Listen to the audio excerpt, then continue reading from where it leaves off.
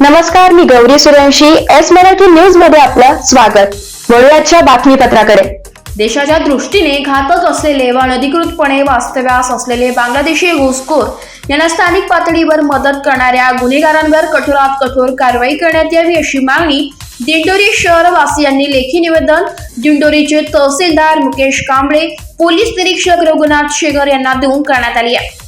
निवेदनात म्हटले आहे की देशाच्या दृष्टीने घातक असलेले तसेच अनधिकृतपणे बांगलादेशी घुसखोर यांना मदत करणारे गुन्हेगारांना अटक करून त्यांच्यावर कठोरात कठोर कारवाई करावी. तसेच दिंडोरी तालुक्यात अशा घटना घडू नये याकरिता पोलीस प्रशासनाने या गुन्हेगारांचा शोध घेऊन त्यांचा बंदोबस्त करावा.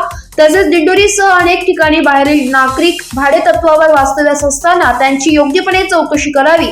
त्यांना कोणत्याही प्रकारचे पाठबळ देऊ नये अशी मागणी निवेदनात करण्यात आली आहे. शहराध्यक्ष रणजित देशमुख, नितीन नागुर्डे, उल्हास बोरस्ते, प्रशांत मोगल, सुनील देशमुख, मनोज ढिकले, आकाश देशमुख, सलीम मिर्झा, नाहिद मणियार, राहबाद, हेमंत पगारे, प्रदीप घोरपडे, चंद्रकांत पाटील, अरविंद चंदनशिव, दीपक जाधव, शाकिब मिर्झा आदी उपस्थित होते.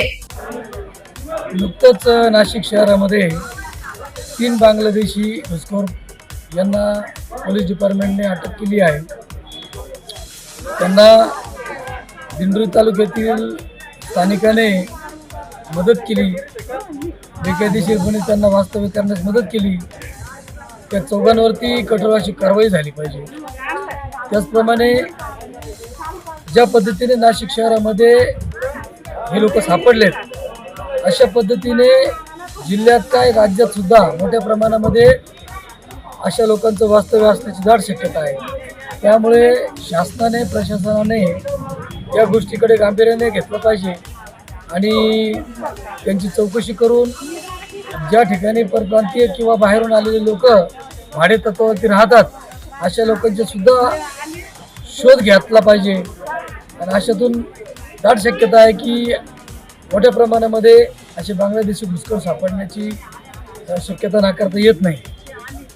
म्हणून आम्ही आज या ठिकाणी दिंडोरी तहसीलदारांना या सर्व गोष्टींवरती आळा बसण्यासाठी निवेदन दिलेलं आहे.